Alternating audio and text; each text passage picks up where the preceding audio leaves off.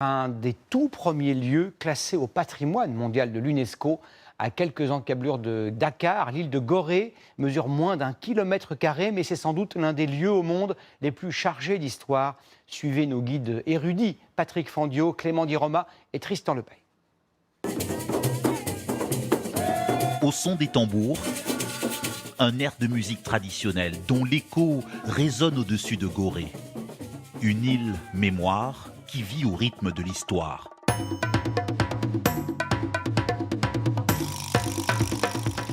Gorée, un bout de terre sénégalais de 28 hectares dans l'océan Atlantique. Tour à tour, port négrier, comptoir colonial, possession française et aujourd'hui classé au patrimoine mondial de l'humanité. Toute l'histoire de Gorée est extrêmement riche. Il suffit de creuser sur quelques centimètres pour trouver des pièces de monnaie, pour trouver des perles, pour trouver des grelots, pour trouver des boutons d'uniforme. Donc l'histoire, elle est partout présente sur l'île de Gorée. Aucun vestige, aucune ruelle, aucun bâtiment de cette île n'a de secret pour cet architecte de père français et de mère sénégalaise. Un des descendants d'une de ces grandes familles métisses ayant régné sur Gorée, Xavier Ricou vit encore dans la maison coloniale d'époque. On se trouve dans ma maison construite dans les années 1780, donc qui date du XVIIIe siècle, c'est-à-dire une maison de négociants, mulâtres, métis. Une bâtisse aux airs de musée, aux murs tapissés de pièces rares collectionnées par ce passionné de l'histoire de l'île, qui a été un comptoir florissant de l'empire colonial français. C'était une ville française en 1846.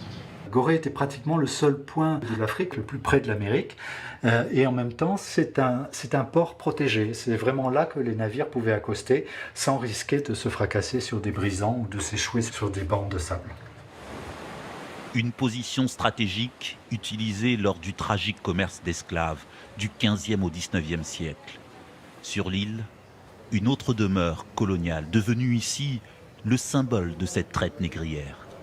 Là, nous allons traverser le couloir qui conduit donc à cette lumière que vous voyez tout au fond. Il s'agit de la porte dite du voyage sans retour.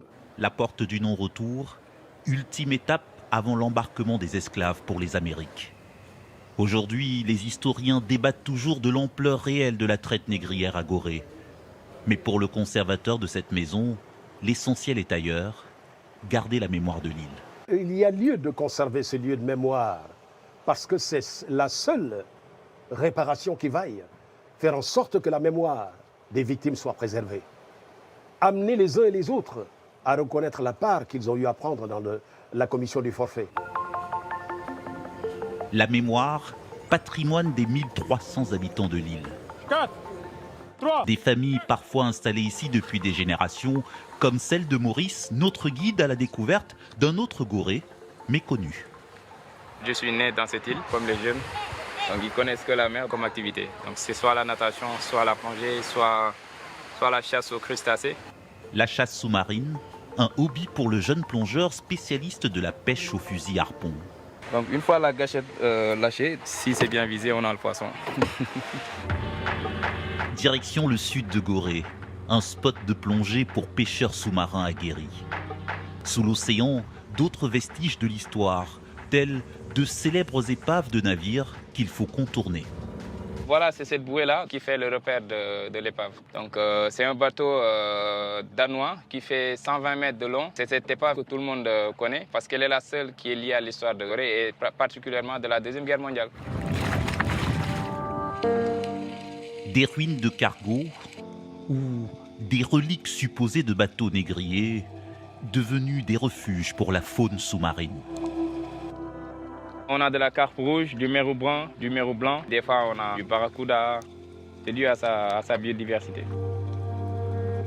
La richesse de sa biodiversité, un autre patrimoine que l'île de Gorée tente de préserver au nom de son histoire.